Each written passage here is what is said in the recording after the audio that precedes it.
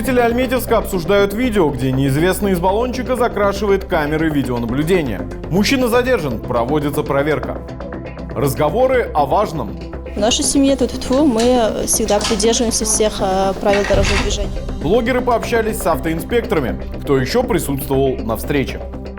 2 дня 20 телекомпаний делились опытом и слушали мастер-классы от именитых коллег. Номинация «Информационная программа» ЮВТ-24, город Альметьевск. ЮВТ-24 тоже представил свои работы на конкурс. Какие награды мы заслужили? Гладили тушку гуся утюгом, пели песни, разбросали перья по деревне. Так отмечают старинный татарский праздник Каз-Омесе в Новом Каширово. В эфире новости Юго-Востока Татарстана, в студии Тимур Туманов. Здравствуйте. Полиция задержала мужчину за порчу камер видеонаблюдения. Накануне вечером альметьевцы стали обсуждать неизвестного, который ослеплял камеры краской. Жители города делились в чатах видео, на которые попал злоумышленник. Его личность удалось установить по горячим следам. Им оказался ранее судимый 41-летний альметьевец. Проводится проверка, по результатам которой будет принято процессуальное решение.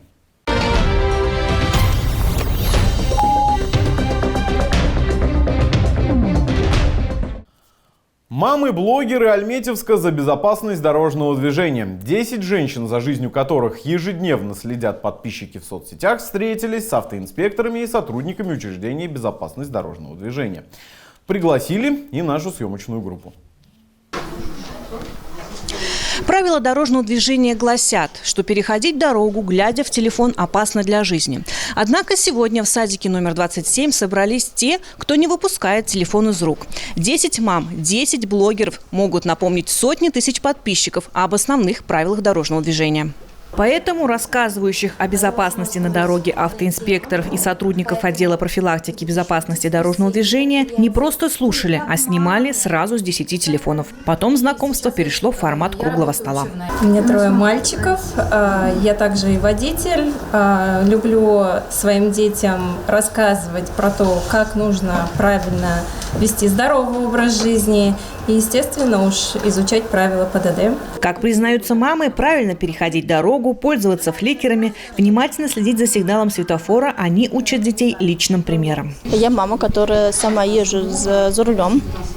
Когда мы стоим на светофоре, если вдруг происходит какая-то ситуация неприятная, я своим сыновьям говорю, Улам, ты видел, так делать нельзя.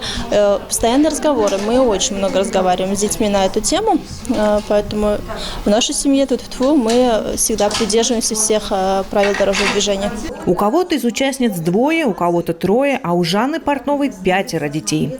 Как рассказала многодетная мама, ее дети не только сами соблюдают правила, но и когда видят нарушения у других, молчать не будут. Недавно тоже мы ехали с фигурным катанием со средней дочерью, и она говорит, что папа, ты почему на желтый мигающий проехал? Он говорит, это же, говорит, не желтый, она просто неправильно посмотрела, это же, говорит, зеленый там был.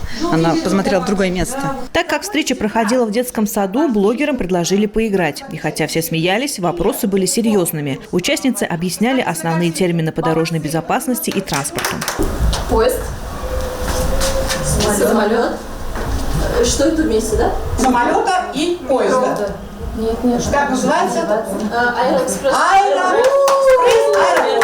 В таком формате решили напомнить горожанам о соблюдении правил впервые. Как говорят организаторы, это новинка и для всей республики. Будет у этой встречи и особый отклик, ведь каждая из участниц пришла не одна, а со своими подписчиками, а это больше 95 тысяч человек. Люди оказались очень хорошо осведомлены в этой теме, что очень радует, конечно же.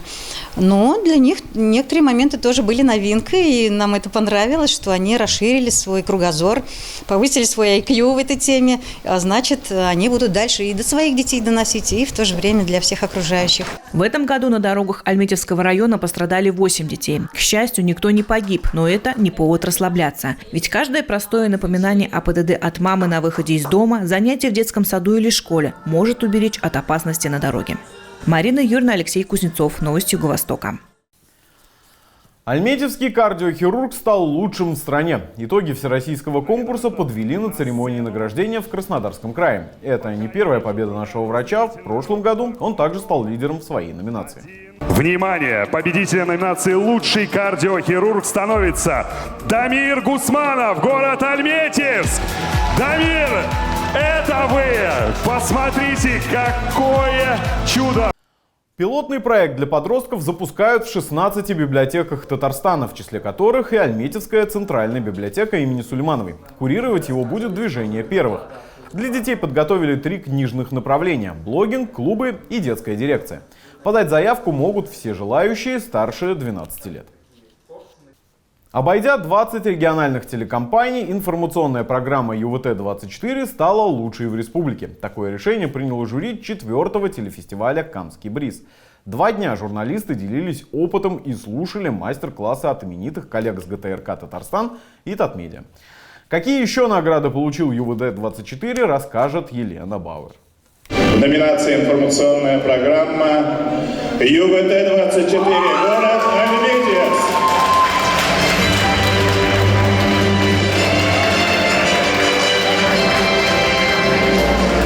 Наши новости признали лучшими в республике. Награждение прошло на закрытии 4-го фестиваля «Камский бриз» в Нижнекамске. Но перед этим 2 дня телевизионщики Татарстана учились у главного специалиста Татмедиа Равиля Мукменова, как создать идеальный сюжет. А у ведущего «Вести Татарстан» Алмаза Хакимова, как работать в прямом эфире. Здравствуйте. Сегодня на трассе Нижнекамск-Альметьевск произошла серьезная авария. Столкнулись легковой автомобиль и КАМАЗ. За чередой мастер-классов участники фестиваля и не заметили, как стемнело. Работа перетекла в дружную посиделку у костра. Отдыхали журналисты в уютных корпусах детского лагеря «Камский Артек». Команда ЮВТ-24 живет в 5-й комнате. И сейчас я приглашаю вас к себе в гости. За открытой дверью у нас 2-ярусные кровати, шкафы, в общем, все самое необходимое для жизни. И, конечно, наши девочки, которые занимаются своими делами. 2-й день и снова учеба. Он был полон приятных сюрпризов для нашей телекомпании. Мы с вами видели выпуск Кукмара, где было 6 анонсов, да? И мы увидели 6, по-моему, анонсов у ЮВТ. Но небо и земля.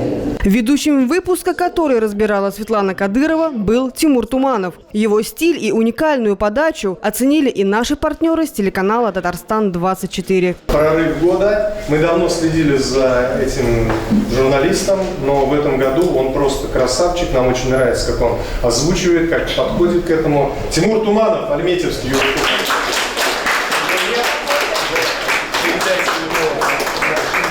Награду из рук генерального директора «Татарстан-24» получила наш главный редактор Наталья Лушникова. Тимур в это время вел новости в Альметьевске. На этом звездный час для ЮВТ-24 не закончился. Конкуренция на фестивале была жесткая. 20 телекомпаний и 138 творческих работ. Первое место в номинации «Ведущий» у нашей Маргариты Разаповой. Меня переполняют эмоции. В первую очередь я хочу поблагодарить, конечно же, свою семью за поддержку, за то, что они поверили в меня.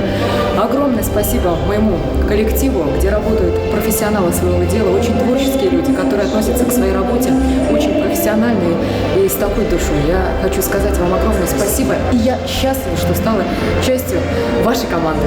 Но больше всего эмоций и желаний творить дальше вызвала наша главная победа в номинации «Информационная программа». Победа каждого сотрудника ЮВТ-24. Это работа меня, Маргариты Трегубенко, Елены Бауэр, работа Тимура Туманова. Мы большие молодцы, наши монтажеры, наши операторы, шеф-редакторы. Мы вместе старались, и я считаю, что эта награда заслуженная. Вы теперь моя команда, действительно. Я вижу, какого уровня вы можете достичь, как вы можете работать, на что у вас есть потенциал. Поэтому я очень рада. Вот сегодняшняя награда, она просто показала мне, с какими классными я людьми буду работать. Ну а мы будем работать для вас, наш зритель. Еще лучше, креативнее и оперативнее. Чтобы вы первыми узнавали о главных событиях города и района. Держим планку. Елена Бауэр, Антон Николаев, новости Юго-Востока. Главные события города, района и всего Юго-Востока Республики есть на нашем сайте. Если хотите оперативно узнавать свежие новости, подпишитесь на наш телеграм-канал. Предложить тему для выпуска можно, написав нам в WhatsApp. Это еще не все новости. Вернемся после короткого перерыва. И вот о чем расскажем в следующей части. Гладили тушку гуся утюгом, пели песни, разбросали перья по деревне. Так отмечают старинный татарский праздник Кас МСЭ в Новом Каширове. Студентов Заинского политехнического колледжа пригласили на спецстоянку, где хранятся машины после серьезных аварий.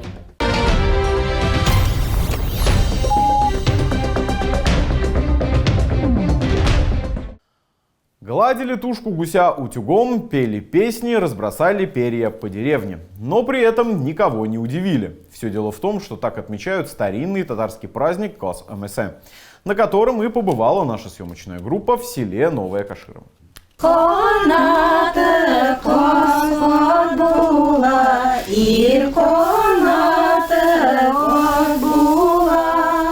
Хозяин дома заносит в дом гуся и отдает его женщинам, а уж те под песни и разговоры ощипывают птицу. Так в татарских селах испокон веков проходит Кас МСЭ, или праздник гусиного пера. В семье Сагдатовых традицию соблюдают 8 лет, с тех пор, когда жена стала домохозяйкой. Начинали с 50 птиц, в этом году вырастили 300.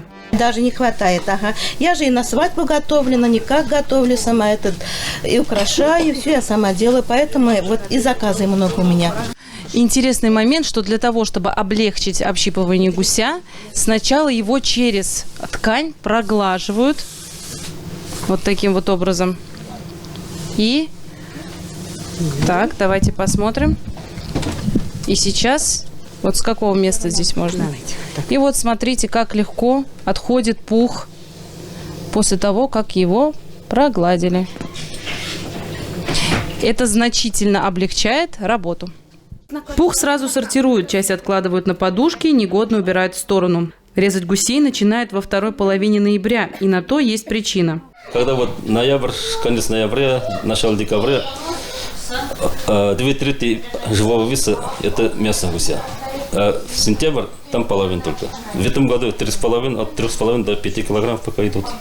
В нынешний праздник поработали на славу. Вместе с соседками и родственницами ощипали больше 140 тушек. И, как положено, в этот день накрыли богатый на угощение стол. И это не единственная традиция, связанная с праздником гусиного пера. Есть такая традиция в деревнях ходить после очистки гусей и разбрасывать перья. Это нужно для того, чтобы следующий год выдался урожайным не только на хороших гусей, но и вообще в принципе удачным и успешным. Маргарита Трегубенко, Антон Николаев, Новости Юго-Востока. Азнакаевцы вновь отправили гуманитарную помощь бойцам в зону специальной военной операции. Волонтеры, руководители и просто неравнодушные жители района собрали все необходимое. Медикаменты, продукты питания, строительные материалы, квадрокоптеры. За день до этого в Курскую область уже направили около 9 тонн гуманитарного груза. В день памяти жертв ДТП в Заинском районе подвели итоги. В этом году на дорогах произошло 20 дорожно-транспортных происшествий, 5 человек погибли, 25 получили ранения. Для наглядности последствий аварий на спецстоянке Заинского отдела госавтоинспекции прошла профилактическая акция. Десятки разбитых машин, собранные в одном месте. Такую картину каждый год показывают водителям, стаж которых совсем небольшой. Именно эта категория водителей чаще всего становится участником дорожно-транспортных происшествий. На экскурсию пригласили студентов Заинского политехнического колледжа. Многие из них уже имеют права. Права целый год. Получила как. Автомобиль уже есть? Да, есть. Сюда на автомобиле приехала. Главный госавтоинспектор Заинска Рамиль Гарифуллин провел экскурсию по территории спецстоянки. Водителям и неводителям показали наглядные примеры последствий ДТП. Не справился с управлением, мотошлема нет, экипировки нет, ударился головой и умер. Многие автомобили, собранные на спецстоянке, стали последним местом жизни тех, кто находился в салоне. И чаще к этому приводит беспечность. Александра Егорова, увидев все своими глазами, сделала для себя определенные выводы. Не обгонять, не гонять, на летней резине в гололед не выезжать. Лучше подождать, поехать приобуться. Эльмира Шабрина, Александр Тимофеев, Юлия Казамарова. Новости Юго-Востока. В Лениногорске стартовала первая лига. Это проект, направленный на привлечение социально активной и талантливой молодежи в общественную жизнь района и республики.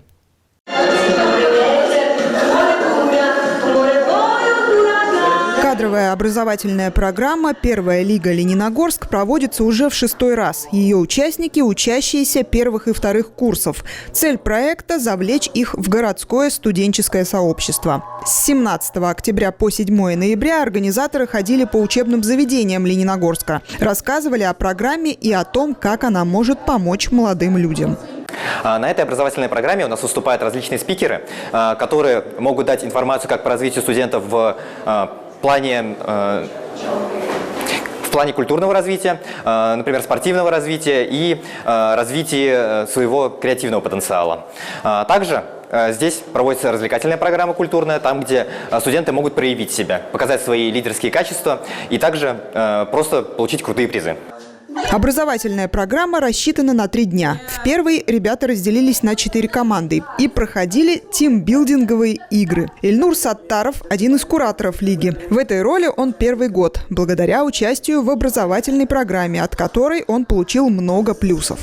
Мне это помогло очень сильно. Меня это открыло, я не боюсь ничего, я не стесняюсь.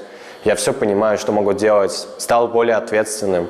Ильсияр Давлетова из команды под названием «Акбарс», участников которой можно было узнать по милым шапочкам-докерам. Девушка увлекается танцами, фотосъемкой и является заместителем руководителя медиацентра, а еще интересуется научным и пиар-направлениями. Я с того года стою в студенческом совете и в Лиге студентов и являюсь заместителем руководителя. Благодаря старшим курсам я узнала о первой лиге и решила принять участие. Впереди участников ждут интересные лекции, разные активности, фотосессии и много полезного общения и новых знакомств. Ребята узнают лайфхаки при использовании нейросетей, как развить фантазию и прокачать креативность с помощью настольных игр. И, конечно, спикеры расскажут о Лениногорской лиге студентов и как стать частью этого дружного молодежного объединения. Наталья Лакомкина, новости Юго-Востока. А теперь расскажем, какой будет погода в городах Юго-Востока в ближайшие сутки.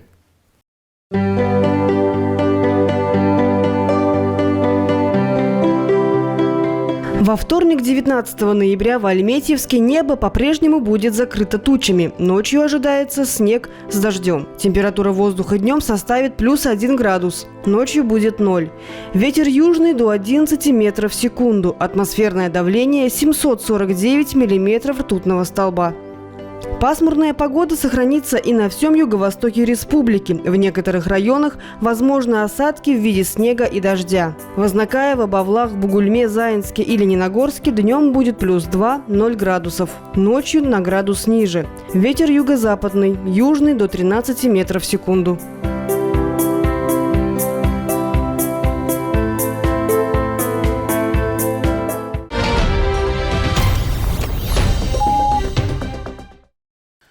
Если не успели посмотреть выпуск сначала, заходите на наш сайт или на YouTube-канал. Там запись появляется сразу после выхода в эфир. Пишите в комментариях вопросы, пожелания к новостям. Для нас важна обратная связь.